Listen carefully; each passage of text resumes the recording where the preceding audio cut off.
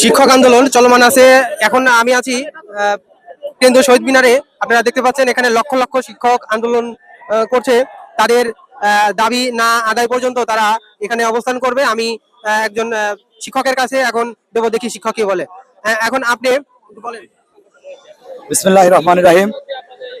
12ই October থেকে এখানে আমরা সকল বাংলাদেশের সকল স্কুল কলেজ মাদ্রাসা থেকে সকল শিক্ষকরা এখানে সমবেত হয়েছে তাদের ন্যায্য দাবির আদায়ের জন্য। যেহেতু সরকারি যারা চাকরি করে তারা 45% বাড়ি ভাড়া পায়, 1500 টাকা চিকিৎসা ভাতা পায়, সেই তুলনায় আমাদের সামান্য 1000 টাকা একটা থাপ্প বরাদ্দ, যেটা আমরা আর মানতে নারাজ।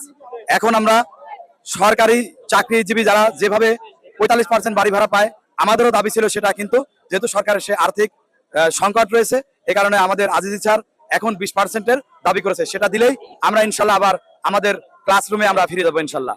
আর একটা কথা বলতে চাই, মাননীয় শিক্ষা উপদেষ্টা এবং সচিব মহোদয়গণ, আপনারা তো জানেন এসির মধ্যে আছেন, এসির মধ্যে থাকছেন।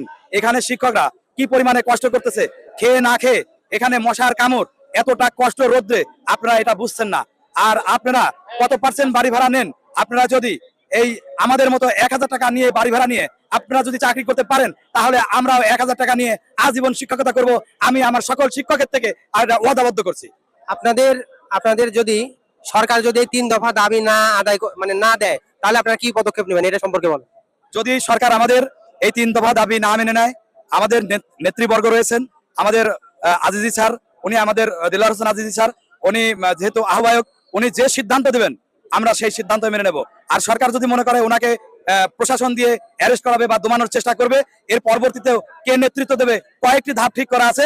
আমাদেরকে সরকার দমিয়ে রাখতে পারবে না। ইনশাল্লাহ আন্দোলন চলবে যতদিন আমাদের দাবি আদায় না হয়। আগামীকালকের কি কোনো নির্দেশনা আসছে আপনাদের? আগামীকালকের কোনো নির্দেশনা এখনো আসেনি। আমাদের আজিজি স্যার সন্ধ্যা 6:30টায় স্যার ব্রিফিং করবেন। সেই ব্রিফিং এ আগামীকালকের কি কর্মসূচি হবে সেই কর্মসূচি স্যার দিবেন, আমরা সেটাই পালন করবো ইনশাল্লাহ। ঠিক আছে, ধন্যবাদ।